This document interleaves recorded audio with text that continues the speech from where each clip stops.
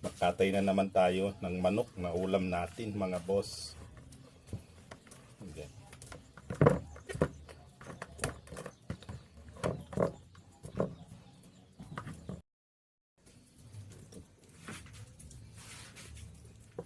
Tanggalin natin yung mga balahibo na mga maliliit.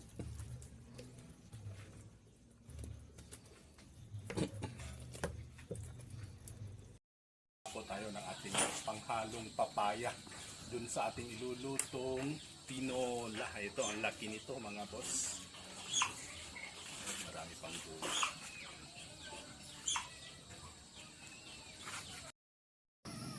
Ayan. Sunugin natin yung maliliit na balahibo.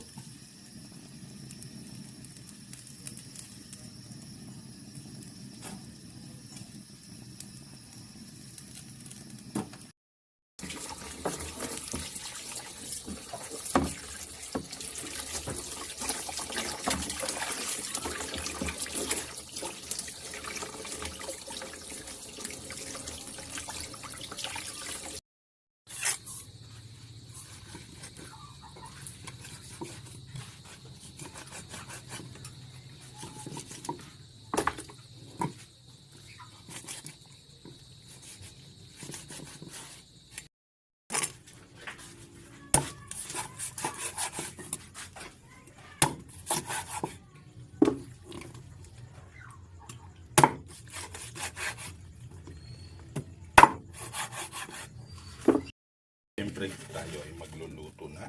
Ayan. Templahan natin ng asin itong ating manok.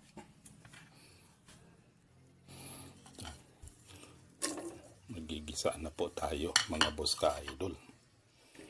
Ayan.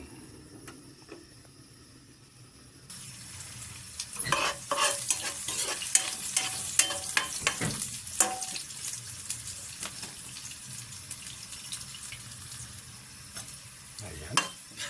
Nag-brown po itong sibuyas at luya, bawang. Yung pag ganyan na isilagay na po natin karne ng manok.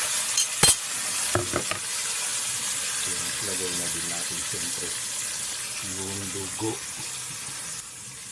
Siyempre takpan po natin yan mga boss ka-idol. Ito, balatan natin itong ating papaya.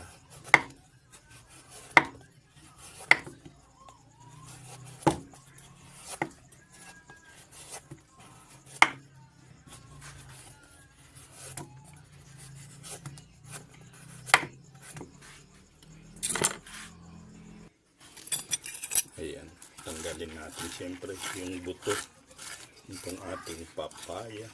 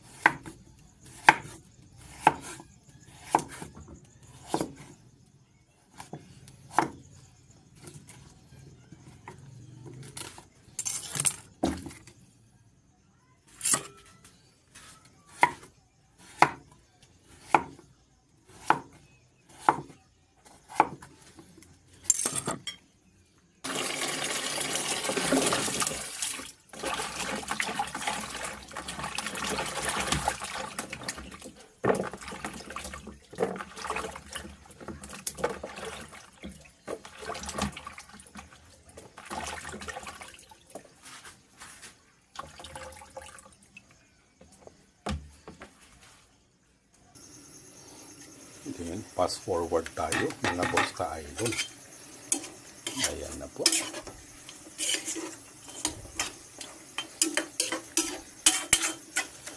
Pag ganyan na,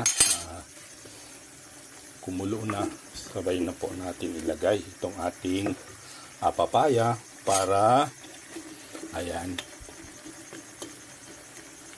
lumambot din po, din tatakpan natin mga boss ka-idol. Yan. Naglagay po tayo ng pangita.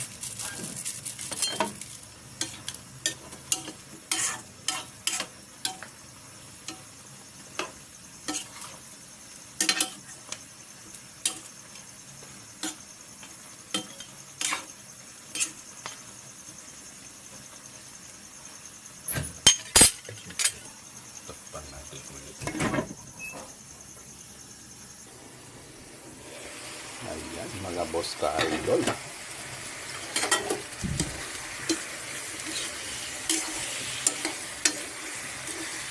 Nagigisa na po sa sarili niyang mantika.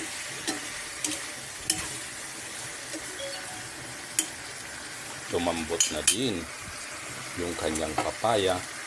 At syempre, pag ganyan na is magsabaw na po tayo, mga boss ka-idol. Ayan o.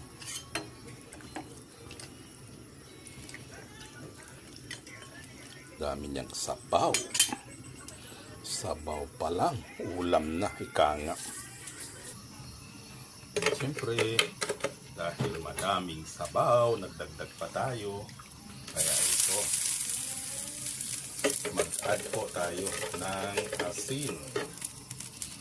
Ayan, mga boss kayo. Siyempre, ang ating pampalasa. Diyos ko, ang tipid. Ayan. Ano ba yan?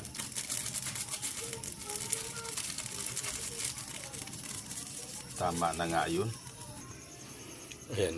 Nagsisimula na po siyang kumulo, mga boss. At syempre, pag kumulo na yan, dahil luto na rin yung kanyang papaya, ay pwede na po tayong kumain, mga boss ka-idol. Ayan, dahil kumukulo na, luto na, okay na rin yung kanyang tempera. Kaya ito, manguha na rin po tayo ng ating pagkain, mga boss. At syempre, ayan, sabaw, papaya. Pero hindi pwede na papaya lang ulam natin. Ayan, syempre kunin natin yung ating mga party. Ayan, papak. Pecho. Ayan. Ito. Oh, yan. O, diba? Mga boss ka-idol. Asan pa yung ano? Wala yung kanyang atay.